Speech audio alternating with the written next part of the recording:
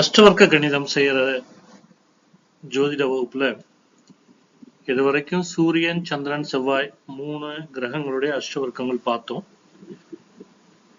தங்கள் வரவேற்புக்கு நன்றி. நிறைய பேர் இது நல்ல விதமா இருக்குன்னு சொல்லியிருக்கீங்க. யாரெல்லாம் இன்னும் வீடியோ பார்க்கல இல்ல பார்க்க விரும்புறவங்க சேனலை சப்ஸ்கிரைப் பண்ணிட்டு பெல் பட்டன் ஐக்கன் கிளிக் பண்ணிட்டு கன்னியூ பண்ணி பாருங்க. உங்களுக்கான சப்ஸ்கிரிப்ஷன் புது வீடியோஸ் வரும்பொழுது நோட்டிஃபிகேஷனாகவும் வரும் சப்ஸ்கிரிப்ஷன் மூலமாக. அது இல்லாமல் விடுபட்ட வீடியோக்கள் பார்க்கணும்னா நீங்கள் நம்முடைய பிளேலிஸ்ட்டில் போயிட்டோ அல்லது கோர்சஸில் போயிட்டோ நீங்கள் பார்க்கலாம். தொடர்ந்து ஆதரவு தந்துகிட்டு இருக்க அனைத்து ரசிக நண்பர்களுக்கு நன்றி. இப்போ இந்த வாரம் நாம 2 அஷ்டவர்க்க கணிதம் ஒன்னா பண்ண போறத பார்க்க போறோம். ஏன்னா இப்ப நீங்க கடந்த 3 அஷ்டவர்க்க கணிதம் பார்க்கும்போது உங்களுக்கு எப்படி பண்றோம் அப்படின்ற விஷயம் ஈஸியா புரிஞ்சிருக்கும். அதனால இந்த வாரம் 2 இது பார்க்க போறோம். ஒன்னு புதன் அஷ்டவர்க்கம், இன்னொன்னு குரு அஷ்டவர்க்கம். முதல்ல புதனோட அஷ்டவர்க்கம் பார்க்க போறோம். புதனோட அஷ்டவர்க்கத்துக்கு பாத்தீங்கன்னா என்னென்ன விதிகள் அப்படின்றது இங்க பார்க்கலாம். புதன் அஷ்டவர்க்கத்துக்கு சூரியன் 5, 6, 9, 11, 12 இருக்கணும். சந்திரன் 2, 4, 6, 8, 10, 11 இருக்கணும். செவ்வாய் 1, 2, 4, 7, 8, 9, 10, 11 இருக்கணும். புதன் 1, 3, 5, 6, 9, 10, 11, 12 இருக்கணும். குரு 6, 8, 11, 12 இருக்கணும். சுக்கிரன் 1, 2, 3, 4, 5, 8, 9, 11. சனி 1, 2, 4, 7, 8, 9, 10, 11. லக்னம் 1, 2, 4, 6, 8, 10, 11 இங்க இருக்கணும் அப்படின்னு சொல்றது என்ன கேட்டீங்கன்னா, அந்த கிரகம் இருக்கிற இந்த கவுண்ட் எடுத்துக்கிட்டு அந்த இடத்துல நம்ம மார்க் பண்ணிருக்கணும் அப்படின்றதுதான் குறிக்கும். அப்படி பார்க்கும்போது புதன் அஷ்டவர்க்கத்துல அவனுடைய மொத்த பரல்கள் பாத்தீங்கன்னா 54 பரல்கள். இதை எப்படி இது ஒவ்வொரு இதையும் சூரியன், சந்திரன், செவ்வாய், புதன், குரு, சுக்கிரன், சனி, அதோட லக்னம், இந்த 8 இதையும் எப்படி அமைக்க போறோம்ன்றது இப்ப நம்ம அடுத்து பார்க்க போறோம். முதல்ல புதன் அஷ்டவர்க்க சக்கரத்துல சூரியனுடைய நிலை என்னன்னு பார்க்க போறோம். அதாவது சூரியன் கொடுக்கப்பட்ட ராசி சக்கரத்துல அது இருக்கிற இடத்துல இருந்து 5, 6, 9, 11, 12 இந்த இடங்கள்ல சூரியன் மார்க் பண்ணப்பட்டு அந்த இடத்த சூரிய நிலையை நம்ம கண்டுபிடிக்கிறோம். அதனுடைய அமைப்பு கீழே நம்மளுக்கு கொடுக்கப்பட்டிருக்கு. ராசி சக்கரமும் சூரியனுடைய நிலையும் நம்ம புதன் அஷ்டவர்க்க சக்கரத்துல கொடுக்கப்பட்டிருக்கு. அடுத்ததா புதன் அஷ்டவர்க்க சக்கரத்துல சந்திரனோட நிலையை நாம கண்டுபிடிக்க போறோம். அதாவது கொடுக்கப்பட்டிருக்க ராசி சக்கரத்துல சந்திரன் இருக்கிற இடத்துல 2, 4, 6, 8, 10, 11 இந்த இடங்களை சந்திரன் மார்க் பண்ணி அந்த கட்டத்தை நாம வரைகிறோம். வர்க்க சக்கர கட்டத்தை வரைகிறோம். அதுதான் புதன் அஷ்டவர்க்க சக்கரத்துல சந்திரன் நிலையை குறிக்கக்கூடிய வர்க்க சக்கரமாகும். அடுத்ததா புதன் அஷ்டவர்க்க சக்கரத்துல செவ்வாயினுடைய நிலையை வச்சு நம்ம வர்க்க சக்கரம் வரைய போறோம். அதாவது கொடுக்கப்பட்டுள்ள ராசி சக்கரத்துக்கு செவ்வாய் எந்த இடத்துல இருக்கோ அந்த இடத்துல இருந்து 1, 2, 4, 7, 8, 9, 10 அப்புறம் 11 இந்த இடங்கள்ல செவ்வாய் மார்க் பண்ணி நம்ம இந்த வர்க்க சக்கரத்தை உருவாக்குறோம். கீழே இந்த செவ்வாய் நிலையை குறிக்கக்கூடிய புதன் அஷ்டவர்க்க சக்கரத்துல செவ்வாயினுடைய நிலையை குறிக்கக்கூடிய வர்க்க சக்கரம் தங்கள் பார்வைக்காக கொடுக்கப்பட்டிருக்கு. அடுத்ததா புதன் அஷ்டவர்க்க சக்கரத்துல புதனுடைய நிலை, அதாவது புதன் ராசி சக்கரத்துல எங்க இருக்குன்றது அடிப்படையா வச்சு அதுல இருந்து 1, 3, 5, 6, 9, 10, 11, 12 இந்த இடங்கள்ல புதன் மார்க் பண்ணி அதை புதன் வர்க்க சக்கரமா நாம புதன் அஷ்டவர்க்கத்துல உருவாக்கணும். இது புதனுடைய நிலையை குறிக்கக்கூடிய வர்க்க சக்கர அமைப்பாகும். இது கீழே உங்கள் பார்வைக்கு கொடுக்கப்பட்டுள்ளது. அடுத்ததா புதன் அஷ்டவர்க்க சக்கரத்துல குருவினுடைய நிலை, அதாவது கொடுக்கப்பட்ட ராசி சக்கரத்துல இருந்து குரு எங்க இருக்கு அப்படின்னு பார்த்து அந்த இடத்துல இருந்து 6, 8, 11, 12 இந்த 4 இடங்களை குருவை மார்க் பண்ணி உருவாக்குறது தான் புதன் அஷ்டவர்க்க சக்கரத்துல குருவினுடைய நிலையை குறிக்கக்கூடிய வர்க்க சக்கரமாகும்.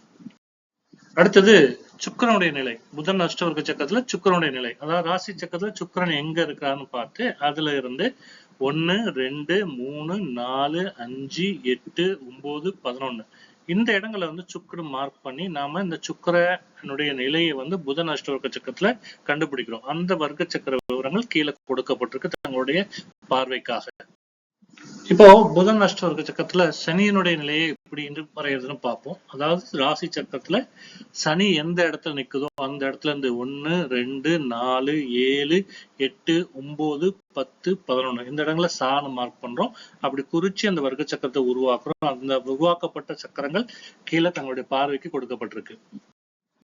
இப்போ புதன் அஷ்டவர்க்க சக்கரத்துல லக்னத்தினுடைய நிலை, அதாவது கொடுக்கப்பட்டிருக்க ராசி சக்கரத்துல லக்னம் எங்க இருக்கோ அந்த இடத்துல இருந்து 1, 2, 4, 6, 8, 10, 11 இந்த இடங்களை லான்னு மார்க் பண்ணி இந்த புதன் அஷ்டவர்க்க சக்கரத்துல லக்னத்தினுடைய நிலையை குறிக்கக்கூடிய வர்க்க சக்கரத்தை கீழே நாம உருவாக்கி இருக்கிறோம். இப்போ இதுவரை புதனுடைய அஷ்டவர்க்க சக்கரத்துல சூரியன், சந்திரன், செவ்வாய், புதன், குரு, சுக்கிரன், சனி இவங்களோட நிலையை குறிக்கக்கூடிய லக்னம் நிலையை குறிக்கக்கூடிய வர்க்க சக்கர அமைப்பை நம்ம பார்த்தோம். இப்ப இதை வச்சு நம்ம புதன் அஷ்டவர்க்கத்தின் டோட்டல் பரல் என்னன்னு பார்க்கணும். அந்த சமுதாய அஷ்டவர்க்கம் புதனுக்கு போடணும்.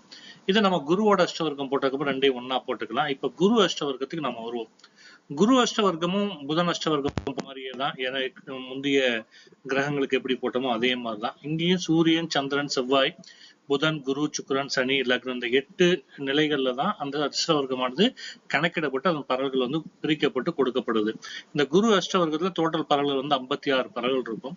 இப்ப சூரியன் வந்து பாத்தீங்கன்னா ராசி சக்கரத்துல சூரியன் இடத்துல இருந்து 1, 2, 3, 4, 7, 8, 9, 10, 11 ஆகிய 9 இடங்கள்லயும், சந்திரன் வந்து 2, 5, 7, 9, 11 ஆகிய 5 இடங்கள்லயும், செவ்வாய் 1, 2, 4, 7, 8, 10, 11 ஆகிய 7 இடங்கள்லயும், புதன் 1, 2, 4, 5, 6, 9, 10, 11 ஆகிய 8 இடங்கள்லயும், குரு 1, 2, 3, 4, 7, 8, 10, 11 ஆகிய 8 இடங்கள்லயும், சுக்கிரன் 2, 5, 6, 9, 10, 11 ஆகிய 6 இடங்கள்லயும், சனி 3, 5, 6, 12 ஆகிய 4 இடங்கள்லயும், லக்னம் 1, 2, 4, 5, 6, 7, 9, 10, 11 ஆகிய 9 இடங்கள்லயும் மொத்தம் 56 பரல்களை கொண்டதுதான் குரு அஷ்டவர்க்க ஆகும். இந்த குரு அஷ்டவர்க்கம் வந்து ஒவ்வொரு கிரகத்துக்கும் லக்னத்துக்கு எப்படி போடுறோம் அப்படின்றது இப்ப நம்ம பார்க்க போறோம். குரு அஷ்டவர்க்க கணிதம் செய்யறதுல முதல்ல சூரியனுடைய நிலையை பார்க்கிறோம். இது ராசி சக்கரத்துல சூரியன் எந்த இடத்துல இருக்கோ அந்த இடத்துல இருந்து 1, 2, 3, 4, 7, 8, 9, 10, 11 ஆகிய இடங்கள்ல சூரியன் குறிக்கப்பட்டு நம்ம வரைகிறோம். அந்த வரையப்பட்ட படங்கள் கீழே கொடுக்கப்பட்டிருக்கு நம்மளுடைய ரெடி ரெஃபரன்ஸ்க்காக.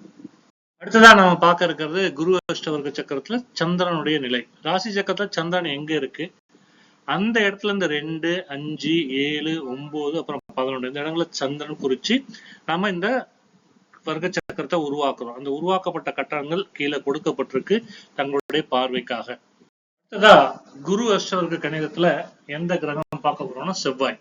இந்த செவ்வாய் ராசி சக்கரத்துல எந்த இடத்துல இருக்கோ அந்த இடத்துல இருந்து 1, 2, 4, 7, 8, 10, 11 இந்த இடங்கள்ல செவ்னு மார்க் பண்ணி ஒரு கட்டத்தை ரெடி பண்றோம். அது வந்து இந்த குரு அஷ்டவர்க்க கணிதத்தில் செவ்வாய் நிலையை குறிக்கக்கூடியதா இருக்கும். அடுத்ததா புதன் கிரகத்தினுடைய நிலை குரு அஷ்டவர்க்க கணிதத்துல ராசி சக்கரத்துல புதன் எந்த இடத்துல நிற்குதோ அந்த இடத்துல இருந்து 1, 2, 4, 5, 6, 9, 10 அப்புறம் 11 இந்த இடங்கள்ல புத அப்படின்னு மார்க் பண்ணி ஒரு ராசி சக்கரம் மாதிரி புத வர்க்க சக்கரத்தை உருவாக்குறோம். ராசி சக்கரம் புத வர்க்க சக்கரம் கீழே வந்து நம்மளுக்கு கொடுக்கப்பட்டிருக்கு தம்முடைய பார்வைக்காக. அடுத்ததா நாம பார்க்க போறது குரு அஷ்டவர்க்க சக்கரத்து கணிதத்துல குருனுடைய நிலை. அதாவது ராசி சக்கரத்துல குரு எந்த இடத்துல இருக்கோ அங்க இருந்து 1, 2, 3, 4, 7, 8, 10, 11 அப்படி இந்த 8 இடங்கள்ல வந்து குருன்னு மார்க் பண்றோம். இது வந்து ஒரு ராசி சக்கர அமைப்பு மாதிரியே கீழே வரைபடமா கொடுக்கப்பட்டிருக்கு தங்களுடைய பார்வைக்கு மார்க் பண்ணப்பட்டது எப்படி இருக்கும் அப்படின்றது. குரு அஷ்டவர்க்க கணிதத்துல சுக்கிரனுடைய நிலை. ராசி சக்கரத்துல சுக்கிரன் எந்த இடத்துல இருக்காரோ அங்க இருந்து 2, 5, 6, 9, 10, 11 ஆகிய 6 இடங்களை சுக்கிரன் மார்க் பண்ணிட்டு இது ராசி சக்கரம் மாதிரி ஒரு கட்டம் உருவாக்கி ராசி சக்கரமும் சுக்கிரனுடைய நிலையை குறிக்கக்கூடிய சுக்கிரனுடைய வர்க்க சக்கரமும் ரெண்டுமே கீழே கொடுக்கப்பட்டிருக்கு தங்களுடைய பார்வைக்காக. அடுத்ததா குரு அஷ்டவர்க்க கணித சக்கரத்துல சனியினுடைய நிலை. சனி வந்து ராசி சக்கரத்துல எந்த இடத்துல இருக்கோ அங்க இருந்து 3, 5, 6 அப்புறம் 12 இந்த 4 இடங்கள்ல சான் மார்க் பண்ணப்பட்டு அந்த சனியினுடைய வர்க்க சக்கரமானது கணித நிலையை குறிக்கக்கூடிய வர்க்க சக்கரமானது கீழே கொடுக்கப்பட்டிருக்கு தங்களுடைய பார்வைக்காக. அடுத்து குரு அஷ்டவர்க்க கணிதத்துல லக்னத்தினுடைய நிலையை குறிக்கிற கட்டம் வரைய போறோம். ராசி சக்கரத்துல லக்னம் எந்த இடத்துல இருக்கோ அங்க இருந்து 1, 2, 4, 5, 6, 7, 9, 10, 11 ஆகிய இடங்கள்ல வந்து லான்னு குறிச்சு இந்த ராசி சக்கரத்தோட கீழே லக்னத்துடைய நிலையை குறிக்கக்கூடிய கட்டம் வரையப்பட்டு கொடுக்கப்பட்டுள்ளது. இப்போ மேல கொடுக்கப்பட்டுள்ள புதன் அஷ்டவர்க்க கணிதத்துல இருந்தும் குரு அஷ்டவர்க்க கணிதத்துல இருந்தும் 8 அதாவது 7 கிரகங்கள் பிளஸ் லக்னம் அதோட நிலைகளை வச்சு ஒவ்வொரு ராசியிலையும் ஒவ்வொரு அஷ்டவர்க்கத்துல என்ன பலர்கள் வாங்கப்பட்டிருக்கு அப்படின்ற விவரங்கள் இங்க கொடுக்கப்பட்டிருக்கு. முதல்ல புதன் பின்னாஷ்ட வர்க்கத்துல மொத்தம் 54 பலர்கள் வரணும். அதுல மேஷத்துல 4, ரிஷபத்துல 6, மிதுனத்துல 3, கடகத்துல 6, சிம்மத்துல 5, கன்னியில 5, துலால 5, விருச்சிக ராசியில 4, தனுசுல 3, மகர ராசியில 6, கும்ப ராசியில 5, மீன ராசியில 2, மொத்தம் 54 பலர்கள். அப்போ இதுல பாத்தீங்கன்னா மீன ராசியில 3க்கு கீழே இருக்கு 2. அப்போ புதன் எப்பெல்லாம் மீன ராசியில வருதோ அப்பெல்லாம் ஜாக்கிரதையா இருக்க வேண்டும். இது ஒண்ணு. ரெண்டாவதா குரு அஷ்டவர்க்கத்துல பாத்தீங்கன்னா மொத்தம் 56 பலர்கள். இதுல பாத்தீங்கன்னா மேஷத்துல 5, ரிஷபத்துல 5, மிதுனத்துல 5, கடகத்துல 6, சிம்மத்துல 4, கன்னியில 4, துலாத்துல 7, விருச்சிகத்துல 4, தனுசுல 4, மகரத்துல 6, கும்பத்துல 4, மீனத்துல 2. இங்கேயும் பாத்தீங்கன்னா மீனத்துல 3 அல்லது 3 கீழே உள்ள பலன்ல பாத்தீங்கன்னா குறைவா இருக்கு. அப்ப மீன ராசி எப்பெல்லாம் குரு வரும் பொழுது இந்த ஜாதகர் ஜாக்கிரதையாக இருக்க வேண்டும். அந்த பலன்கள் அனுகூலமாக இல்லாமல் போக வாய்ப்பு இருக்கு அப்படின்னு மனசுல வச்சுக்கணும். இப்போ இந்த 2 சக்கரங்களும் இங்க தங்களுடைய பார்வைக்காக கொடுக்கப்பட்டிருக்கு மொத்த கூட்டு பலன்களுடன். இப்போ புத அஷ்டவர்க்க சக்கரத்தை வச்சு அல்லது புதன் சமுதாய வர்க்க சக்கரத்தை வச்சு புதன் அஷ்டவர்க்கத்தினால கிடைக்கக்கூடிய பலாபலன் என்னன்னு பார்க்க போறோம். புதன் அஷ்டவர்க்கத்துல 6 புள்ளிகளோட கன்னி ராசியில உச்சம் பெற்றிருக்கிறதுனால ஜாதகர் புத்திசாலித்தனமா இருப்பார். அவருடைய பேச்சாற்றல் மற்றும் தகவல் தொடர்புலான கம்யூனிகேஷன் ஸ்கில்ஸ் இதெல்லாம் நல்ல நிலையில இருக்கும். அதே நேரத்துல 3ஆம் அதிபதி 3லயே இருக்கிறதுனால அவருக்கு அங்க ஜாதகர் சொல்ற ஆலோசனைகள் மற்றும் ஒரு விஷயத்தை பற்றிய கணிப்புகள் மிக துல்லியமாக இருக்கும். கடினமான கணக்குகளையும் நுணுக்கமான விஷயங்கள் மிக எளிதாக கையாளுற திறமை ஜாதகருக்கு உண்டு.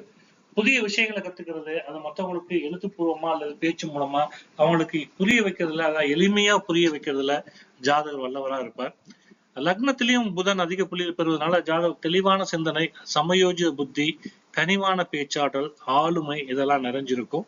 இவரோட அறிவாற்றல் மற்றும் தகவல் தொடர்பு மூலமா ஜாதகருக்கு லாபங்களை தேடி வரும். நண்பர்கள் மற்றும் மூத்த சகோதரர்கள் அனுகூலமாக இருப்பாங்க. அவங்க மூலமாக ஆதாயங்கள் கிடைக்கும் வாய்ப்பு உண்டு.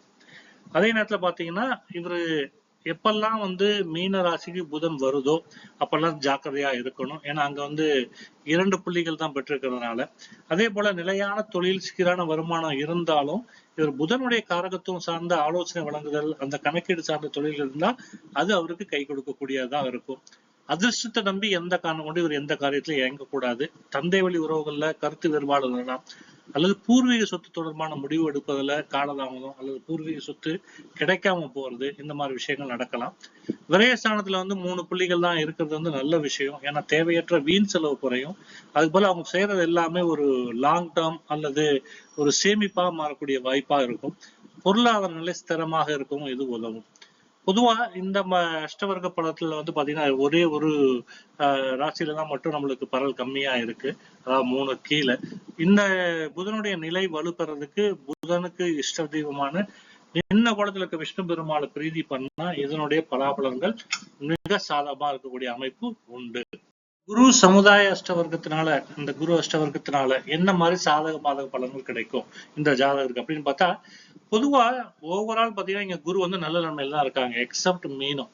மீது எல்லாத்துலயும் பாத்தீங்கன்னா 3 புள்ளிகளுக்கு மேலதான் இருக்கு. அப்போ ஜாதகர் பெரும்பாலும் நல்ல நிலைமையில தான் இருப்பார். ஸ்லோவான இம்ப்ரூவ்மெண்ட் இருக்கும். இது 5ஆம் இடத்துல குரு அமர்ந்து 4 புள்ளி பெற்ற புத்திர பாக்கியம், குழந்தைங்க மூலம் மகிழ்ச்சி இருக்க வாய்ப்பு உண்டு. அறிவுத்திறன் மற்றும் ஆலோசனைகள் அவரோடது மற்றவருக்கு பயனுள்ளதாக இருக்கக்கூடிய வாய்ப்புகள் அதிகம் உண்டு. தொழில் ஸ்தானத்திலையும் 5 புள்ளிகள் பெற்றிருக்கிறதால ஜாதகருக்கு ஒரு நிலையான தொழில், அதுவும் குறிப்பிட்ட நிர்வாக பணிகள்ல ஒரு நிலையான வளர்ச்சியும் கௌரவத்தை தரக்கூடிய மேனேஜ்மெண்ட் சார்ந்த தொழில்கள் சிறப்பா இருக்கும். அடுத்து பாத்தீங்கன்னா ஜாதகருக்கு நார்மலா இன்ட்யூஷன் சொல்லப்படுகிற சராசரியான உள்ளுணர்வு அதிகமா இருக்கும். இதனால ஒரு ஜோதிடம் போன்ற மறைபொருள் ஆராய்ச்சிகளையும் தீவிரமான ஈடுபாட்டை வெளிப்படுத்துவார். அது அவருக்கு வெற்றியையும் தரும். சீரான வருமானத்திற்கும் மூத்த சகோதர ஆதரவுக்கும் இது வழிவகுக்கும். லக்னத்திலையும் குரு வலுவா இருக்கிறதுனால ஜாதகருக்கு நற்பண்புகள், கௌரவம் மற்றும் மற்றவர்களுக்கு வழிகாட்டுற சிந்தனை நேச்சுரலாவே இருக்கும். இவருக்கு ஆளுமையும் நேச்சுரலா வரக்கூடியது. இவர் நார்மலா ஒரு தெய்வீக தன்மையும் தெய்வீக நம்பிக்கையும் கொண்டவராக இந்த ஜாதகர் இருப்பார். அவர் பேச்சிலையும் அது வெளிப்படும். பொதுவா 12ஆம் இடத்துல 5 புள்ளி இருக்கிறது தொடர்ச்சியா சுப விரயங்கள் அதிகமா இருக்கக்கூடியதை காட்டும். அது இந்த சுப விரயங்கள் ஆன்மீக பயணங்களை நோக்கியாவோ இல்ல தான தர்மங்களுக்கு பண்ணக்கூடிய செலவுகளாகவும் இருக்கும். தேவையற்ற நஷ்டங்களை இது தவிர்த்து முதலீடுகளை இது மாற்றக்கூடிய அமைப்பா மாறும். அதே நேரத்துல இவருக்கான அதிர்ஷ்டங்கள் பாக்கியங்கள் இதெல்லாம் கிடைக்கிறதுல வந்து காலதாமதமாகும். அது சில பேருக்கு தடைகளா கூட இருக்கலாம். பூர்வீக சொத்து மட்டும் இவர் கவனமா இருக்கணும். பொதுவா குருவனுடைய முழு அமைப்பு ஜாதகம் கிடைக்கிறதுக்காக தட்சிணாமூர்த்தியை வியாழக்கிழமை தோறும் வழிபடலாம். அல்லது மஞ்சள் நிற மலர்களால் அர்ச்சனை பண்ணி தட்சிணாமூர்த்தியையும் ஆராதிக்கலாம். இது செஞ்சோம்னா குருவனுடால் கிடைக்கக்கூடிய பாதக பலன்கள் குறைஞ்சு சாதக பலன் நிறைய கிடைக்கும். இத்துடன் குரு அஷ்டவர்க்க கணிதம் செய்யற முறையும் புதன் அஷ்டவர்க்க கணிதம் செய்யற முறையும் நிறைய பெறுது. இந்த வாரம் இது உங்களுக்கு மிக தெளிவா இருக்கும்னு நினைக்கிறேன். கொஞ்சம் வேகமா போன மாதிரி இருந்தா நீங்க தங்களுடைய கமெண்ட்ஸ்ல வந்து வெளிப்படுத்துங்க. மறக்காம சப்ஸ்கிரைப் பண்ணுங்க. யாரெல்லாம் இந்த சேனல் சப்ஸ்கிரைப் பண்ணலையோ அவங்க பெல் பட்டன் ஐக்க கிளிக் பண்ணா உங்களுக்கான புது வீடியோக்கள் நோட்டிபிகேஷனோட வரும். பழைய வீடியோக்களை பார்க்கணும்னா திரும்ப சொல்றேன், பிளேலிஸ்ட் கோர்ஸ்ல போயிட்டு நீங்க பார்க்கலாம். அது உங்களுக்காக கொடுக்கப்பட்டிருக்கு. மீண்டும் அடுத்த வாரம் சந்திப்போம். எஞ்சி இருக்கிற அஷ்டவர்க்க கணிதங்களை செஞ்சுட்டு அதன் மூலமாக வரக்கூடிய சமுதாய அஷ்டவர்க்க கணிதம் முழுமையாக அமைப்பது எப்படி, வடிவமைப்பது எப்படி அப்படின்றதெல்லாம் பார்த்துட்டு ஒரு ஜாவுடைய பலனை முழுமையா சொல்றது எப்படி அப்படின்றத பார்க்கலாம். அஷ்டவர்க்க கணிதம் கொண்டு ஜாவுடைய பலனை முழுமையா சொல்றது எப்படின்னு பார்க்கலாம். நன்றி, வணக்கம்.